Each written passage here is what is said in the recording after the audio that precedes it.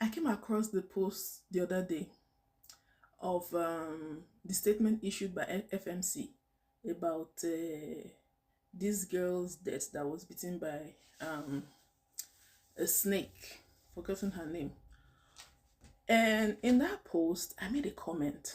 I said, did they give an Epi-pen? And people were coming for me. And then I eventually explained myself, but the level of ignorance there was just too much. And I was like, I'm gonna do this video. So this girl was bitten by a snake, right? She was taken to two hospitals that did not have antivenom.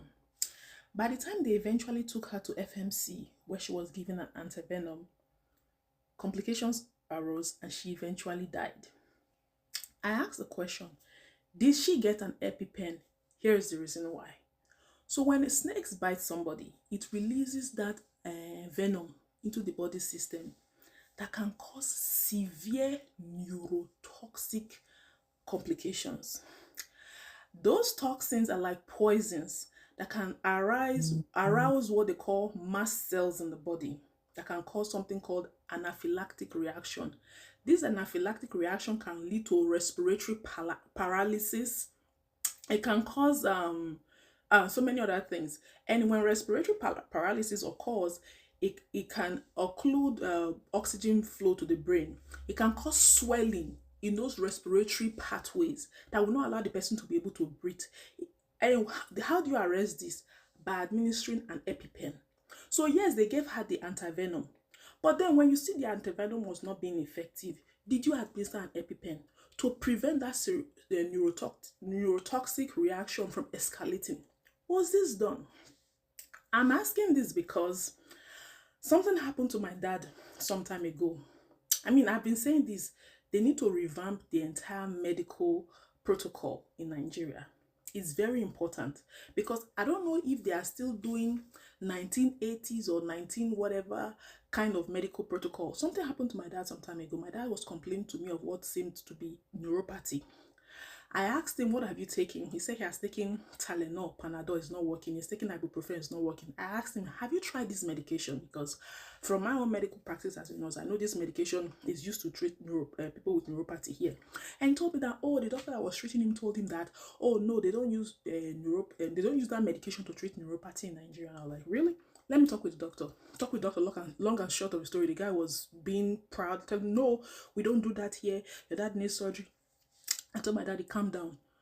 He said he will not prescribe that medication for you. Don't worry. I will bring you over here. When I bring you over here, you'll be seen by a doctor. If the doctor says, and I was like, if the doctor says they will not issue that medication to you that I know is actually used to treat neuropathy, then we'll do a surgery. Long and short of the story, I brought my dad over here.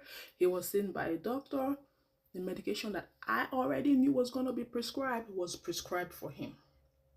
So when I say they need to revamp the entire medical system out there, I know what I'm saying. Because how do you take someone that was bitten by a snake to a hospital like FMC? You give her antivenom, you start IV flu, which is normal protocol.